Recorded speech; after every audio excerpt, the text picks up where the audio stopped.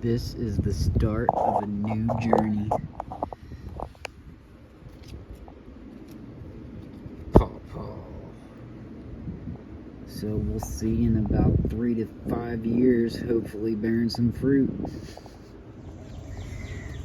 Now that video was back on June 30th. Here we are, August 20th, 2023, and you can see the difference in growth, especially in this one, my lord. You can really spot where the green starts. Look at that. I mean, it might have to do something with the tree pot that it's in instead of the short nubby pot over here, because pawpaws have a incredibly long taproot. I think the size and pot difference might have to do with why there's a big difference in growth. I mean, really, it's not that bad of growth on here. You know, in the first couple years, pawpaws don't grow that much. So,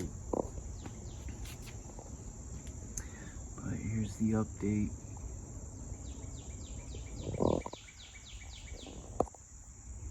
Looking good towards the end of summer, eh? Now these are not a grafted variety, which I will be getting at the Ohio PawPaw Festival this year. I don't know what varieties they'll have. I got my mind on a couple that I'm hoping to get, like the Naomi's Delicious. I really want one of those. They might not have that there, however, but I am thinking about driving quite a ways to go pick one up from somebody. And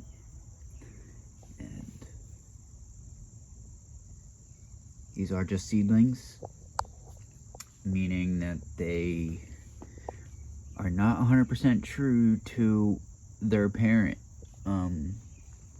However, I do see a common question. Even I was curious about it until it was answered for me. You know, they say it takes 2 pawpaws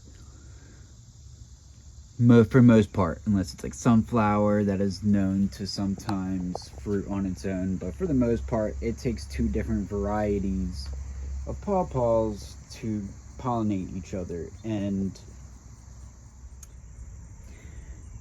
if you graft from the same tree and have 2 of the same grafts, that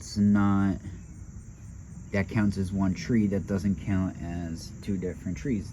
So a common question is, can you do the same with seedlings that come from the same fruit? And the answer is yes, you can. So these, I don't know if these came from the same fruit.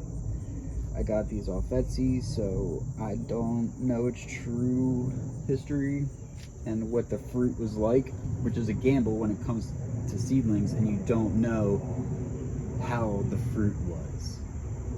Because if this just came from some old nursery and they just used some wild fruit that didn't taste that great, chances are this might not be that great of a tasting fruit when it comes time to fruit after 3 more years. So that's why it's really good to get trusted sourced seeds if you are going to grow pawpaws from seeds that they came from a good fruit, which I will be saving my seeds from the festival this year in Ohio for sure. One thing I had learned upon my research in growing pawpaws and talking to people who grow pawpaws,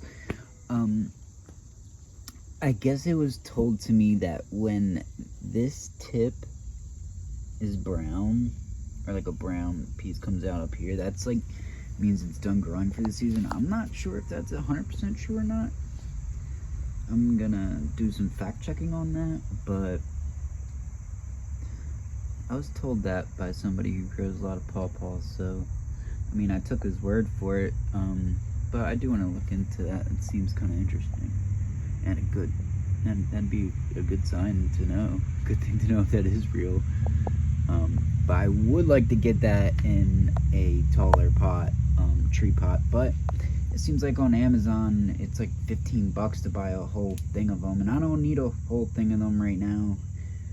And yeah, I don't know, I've been trying to find free ones, because towards the end of the season you see some free ones on Craigslist and whatnot is out there, for people just trying to get rid of all their pots. So I was hoping to find some free ones before I shuffled out the dough for them, you know. But I hope you all enjoyed this PawPaw seedling update, and I look forward to showing you the overwintering video next.